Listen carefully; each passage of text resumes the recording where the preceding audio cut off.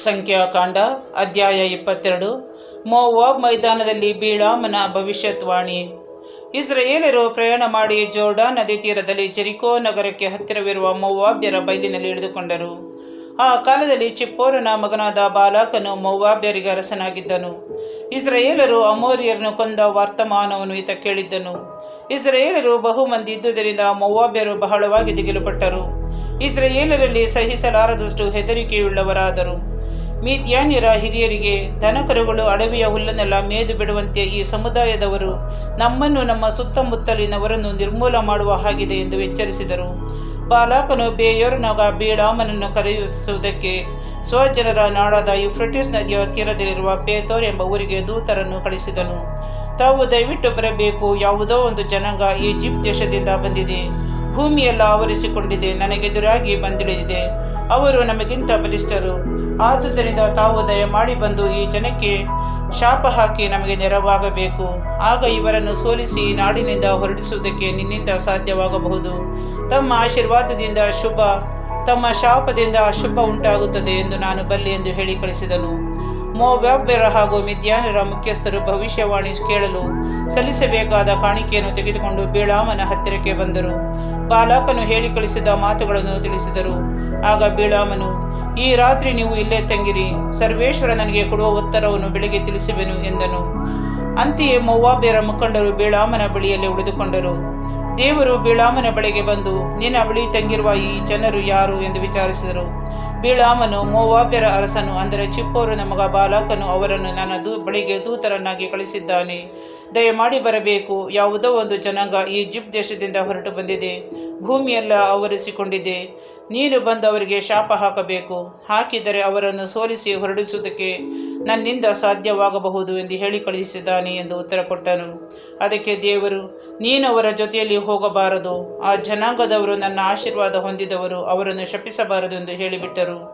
ಬೆಳಿಗ್ಗೆ ಬಿಳಾಮನು ಬಾಲಾಕನ ಮುಖಂಡರಿಗೆ, ನಾನು ನಿಮ್ಮ ಜೊತೆಯಲ್ಲಿ ಬರುವುದಕ್ಕೆ ಸರ್ವೇಶ್ವರನ ಅಪ್ಪಣೆ ಇಲ್ಲ, ನೀವು ನಿಮ್ಮ ನಾಡಿಗೆ ತೆರಳಿ ಎಂದನು. ಮೋವಾಬ್ಯರ ಮುಖಂಡರು ಹೊರಟು ಬಾಲಾಕನ ಬಳಿಗೆ ಬಂದರು. ಬಿಳಾಮನು ಬರಲು ಒಪ್ಪಲಿಲ್ಲವೆಂದು ತಿಳಿಸಿದರು. ಬಾಲಾಕನು ಅವರಿಗಿಂತಲೂ ಹೆಚ್ಚು ಗಣ್ಯವಂತ ಮುಂದಾಳುಗಳನ್ನು ಹೆಚ್ಚು ಸಂಖ್ಯೆಯಲ್ಲಿ ಕಳಿಸಿದನು. ಅವರು ಬಿಳಾಮನ ಬಳಿಗೆ ಬಂದು, ಚಿಪ್ಪೋರನ ಮಗ ಬಾಲಾಕನು ನಮಗೆ ತಿಳಿಸುವುದಿದು, ತಾವು ದಯಮಾಡಿ ನನ್ನ ಬಳಿಗೆ ಬರಲು ಯಾವ ಅಡ್ಡಿಯನ್ನು ಒಡ್ಡಬೇಡಿ. ನಾನು ತಮ್ಮನ್ನು ಬಹಳವಾಗಿ ಸನ್ಮಾನಿಸುವೆನು. ತಾವು ಏನು ಹೇಳಿದರೂ ಅದರಂತೆಯೇ ಮಾಡುವೆನು. ತಾವು ಅಗತ್ಯವಾಗಿ ಬಂದು ಈ ಜನಾಂಗದವರನ್ನು ಶಪಿಸಿ ನನಗೆ ನೆರವಾಗಬೇಕು ಎಂದು ಹೇಳಿ ಕಳಿಸಿದ್ದಾರೆ ಎಂದನು. ಅದಕ್ಕೆ ಬಿಳಾಮನು, ಬಾಲಾಕನು ತನ್ನ ಮನೆ ತುಂಬ ಬೆಳ್ಳಿ ಬಂಗಾರ ಕೊಟ್ಟರೂ ನಾನು ನನ್ನ ದೇವರಾದ ಸರ್ವೇಶ್ವರನ ಆಜ್ಞೆಯನ್ನು ಚಿಕ್ಕದರಲ್ಲಾಗಲಿ ದೊಡ್ಡದರಲ್ಲಾಗಲಿ ಉಲ್ಲಂಘಿಸಲಾರೆ. ನೀವು ಕೂಡ ಈ ರಾತ್ರಿ ಇಲ್ಲೇ ತಂಗಿರಿ, ಸರ್ವೇಶ್ವರ ಏನು ಹೇಳುತ್ತಾರೋ ಅದನ್ನು ತಿಳಿದುಕೊಳ್ಳುತ್ತೇನೆ ಎಂದು ಬಾಲಾಕನು ದೂತರಿಗೆ ಉತ್ತರ ಕೊಟ್ಟನು. ಆ ರಾತ್ರಿ ದೇವರು ಬಿಳಾಮನ ಬಳಿಗೆ ಬಂದು, ಆ ಜನರು ನಿನ್ನ ಕರೆಯುವುದಕ್ಕೆ ಬಂದಿರುವುದರಿಂದ ಎದ್ದು ಅವರ ಜೊತೆಯಲ್ಲಿ ಹೋಗು, ಆದರೆ ನಾನು ಆಜ್ಞಾಪಿಸುವ ಪ್ರಕಾರವೇ ಮಾಡಬೇಕು ಎಂದರು. ಬೆಳಿಗ್ಗೆ ಬಿಳಾಮನು ತನ್ನ ಕತ್ತೆಗೆ ತಡಿ ಹಾಕಿಸಿ ಮೋವಾಬ್ಯರ ಮುಂದಾಳುಗಳ ಜೊತೆಯಲ್ಲಿ ಹೊರಟನು. ಬಿಳಾಮನ ಕತ್ತೆ. ಬಿಳಾಮನು ಹೀಗೆ ಹೋದುದರಿಂದ ದೇವರಿಗೆ ಸಿಟ್ಟಾಯಿತು. ಸರ್ವೇಶ್ವರನ ದೂತನು ಅವನಿಗೆ ಎದುರಾಳಿಯಾಗಿ ದಾರಿಯಲ್ಲಿ ನಿಂತುಕೊಂಡನು. ಬಿಳಾಮನು ತನ್ನ ಕತ್ತಿಯ ಮೇಲೆ ಹತ್ತಿ ಇಬ್ಬರು ಆಳುಗಳ ಸಂಗಡ ಸವಾರಿ ಮಾಡುತ್ತಿದ್ದನು. ಸರ್ವೇಶ್ವರನ ದೂತನು ಬಿಚ್ಚುಕತ್ತಿಯನ್ನು ಕೈಯಲ್ಲಿ ಹಿಡಿದು ದಾರಿಯಲ್ಲೇ ನಿಂತನು. ಇದನ್ನು ಕಂಡ ಆ ಕತ್ತೆ ದಾರಿಯನ್ನು ಬಿಟ್ಟು ಅಡವಿ ಕಡೆ ಓಡಿ ಹೋಯಿತು. ದಾರಿಗೆ ತಿರುಗಿಸಲು ಬಿಳಾಮನು ಅದನ್ನು ಹೊಡೆದನು. ಬಳಿಕ ಸರ್ವೇಶ್ವರನ ದೂತನು ದ್ರಾಕ್ಷಿ ತೋಟಗಳ ಸಂದಿಯಲ್ಲಿ ನಿಂತನು. ಈ ಕಡೆಯಲ್ಲೂ ಗೋಡೆಯಿತ್ತು. ಕತ್ತೆ ಆ ದೂತನು ನೋಡಿ ಗೋಡೆಗೆ ಒತ್ತಿಕೊಂಡಿತು. ಬಿಳಾಮನ ಕಾಲನ್ನು ಆ ಗೋಡೆಗೆ ಇರುಕಿಸಿತು. ಅವನು ಅದನ್ನು ಮತ್ತೆ ಹೊಡೆದನು. ಆನಂತರ ಸರ್ವೇಶ್ವರನ ದೂತನು ಮುಂದೆ ಹೋಗಿ ಎಡಕ್ಕಾಗಲಿ ಬಲಕ್ಕಾಗಲಿ ತಿರುಗಲು ದಾರಿಯಿಲ್ಲದ ಇಕ್ಕಟ್ಟಾದ ಒಂದು ಸ್ಥಳದಲ್ಲಿ ನಿಂತುಕೊಂಡನು. ಕತ್ತೆ ಅವನನ್ನು ನೋಡಿ ಬಿಳಾಮನ ಕೆಳಗೆ ಬಿದ್ದುಕೊಂಡಿತು. ಬಿಳಾಮನು ಸಿಟ್ಟುಕೊಂಡು ಕೈಕೋಲಿನಿಂದ ಹೊಡೆದನು. ಆಗ ಸರ್ವೇಶ್ವರ ಕತ್ತೆಗೆ ಮಾತಾಡುವ ಶಕ್ತಿಯನ್ನು ಕೊಟ್ಟರು. ಅದು ಬಿಳಾಮನಿಗೆ, ನೀನು 3 ಸಾರಿ ನನ್ನನ್ನು ಹೊಡೆದದ್ದೇಕೆ? ನಾನು ನಿನಗೇನು ಮಾಡಿದೆ ಎಂದು ಪ್ರಶ್ನೆ ಹಾಕಿತು. ಅದಕ್ಕೆ ಬಿಳಾಮನು, ನೀನು ಇಷ್ಟ ಬಂದಂತೆ ನನ್ನನ್ನು ಅತ್ತಿತ್ತ ಆಡಿಸಿದೆ. ನನ್ನ ಕೈಯಲ್ಲಿ ಕತ್ತಿ ಇದ್ದಿದ್ದರೆ ನಿನ್ನನ್ನು ಕೊಂದು ಹಾಕಿ ಬಿಡುತ್ತಿದ್ದೆ ಎಂದನು. ಅದಕ್ಕೆ ಆ ಕತ್ತೆ, ನಿನ್ನ ಜೀವಮಾನವೆಲ್ಲ ಇಂದಿನ ತನಕ ಸವಾರಿ ಮಾಡುತ್ತಿದ್ದ ಕತ್ತೆ ನಾನಲ್ಲವೇ? ನಾನು ಎಂದಾದರೂ ಈ ರೀತಿ ಮಾಡಿದ್ದುಂಟೆ ಎಂದಿತು. ಆಗ ಬಿಳಾಮನು ಇಲ್ಲ ಎಂದನು. ಅಷ್ಟರಲ್ಲಿ ಸರ್ವೇಶ್ವರ ಬಿಳಾಮನ ಕಣ್ಣುಗಳನ್ನು ತೆರೆದರು. ಅವನ ದೂತನು ಬಿಚ್ಚುಕತ್ತಿಯನ್ನು ಅವರ ದೂತನು ಬಿಚ್ಚುಕತ್ತಿಯನ್ನು ಹಿಡಿದು ದಾರಿಯಲ್ಲಿ ನಿಂತಿರುವುದನ್ನು ಕಂಡನು. ಕೂಡಲೇ ಅಡ್ಡಬಿದ್ದು ನಮಸ್ಕರಿಸಿದನು. ಆಗ ಸರ್ವೇಶ್ವರನ ದೂತ, 3 ಸಾರಿ ನೀನು ಕತ್ತಿಯನ್ನೇಕೆ ಹೊಡೆದೆ? ನೀನು ಹಿಡಿದ ಮಾರ್ಗ ಸರಿಯಲ್ಲ. ನಿನ್ನನ್ನು ತಡೆಗಟ್ಟಲು ನಾನೇ ಬಂದೆ. ಈ ಕತ್ತೆ ನನ್ನನ್ನು ನೋಡಿ 3 ಸಾರಿ ನನ್ನೆದುರಿನಿಂದ ಪಕ್ಕಕ್ಕೆ ತಿರುಗಿಕೊಂಡಿತು. ಹಾಗೆ ತಿರುಗಿಕೊಳ್ಳದೆ ಹೋಗಿದ್ದರೆ ನಿನ್ನನ್ನು ಕೊಂದು ಕತ್ತೆಯನ್ನು ಉಳಿಸುತ್ತಿದ್ದೆ ಎಂದು ಹೇಳಿದನು. ಅದಕ್ಕೆ ಬಿಳಾಮನು, ನಾನು ಪಾಪ ಮಾಡಿದೆ.